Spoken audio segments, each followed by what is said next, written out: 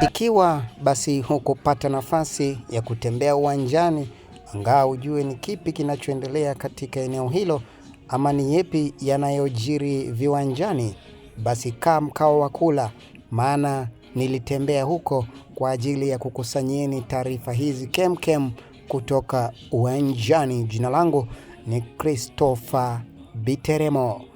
Katika chuo cha Koitalel Arab Samoei niliweza kuzuru eneo hilo wakati ambapo kulikuwa na mashindano ya mbio za kuruka viunzi, haswa mbio za mita 100, lakini kuruka viunzi.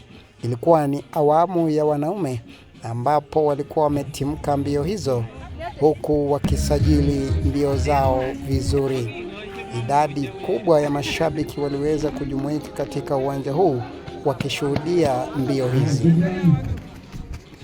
100 liters adult girls, tutawapeleka watatu ambao wamefika. Chief starter, silence for the start. Ndio hiyo. Kwa bahati mbaya, wakati wa shughuli kama hizi mara nyingi huwa hapakosekani majeraha, na ndio maana nilikuonyesha awali ambulance ikiwa pembeni, maana hapa kuna kijana ambaye alikuwa amejeruhiwa akijaribu kuruka viunzi. Niliweza kuzuru pia katika uwanja wa mipira ya vikapu, huko pia nikakuletea habari hizi.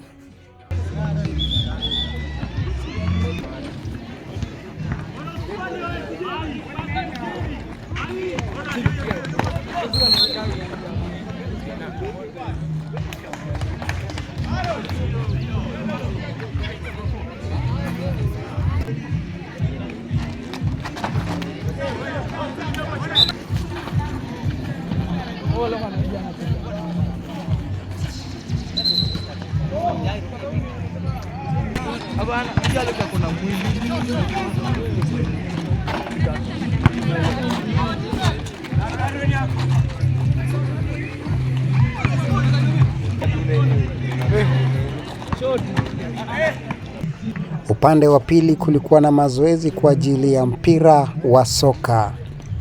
Nilipoendelea kusonga zaidi, biashara mbalimbali zilikuwa zimenoga upande wa pili, huku wauza chipsi, soda, mayai ya kuchemsha wakiendelea kupamba biashara. Hatimaye nilifika katika uwanja wa michezo ya mpira ya mikono ambapo kulikuwa na umati mkubwa ukitazama mashindano hayo.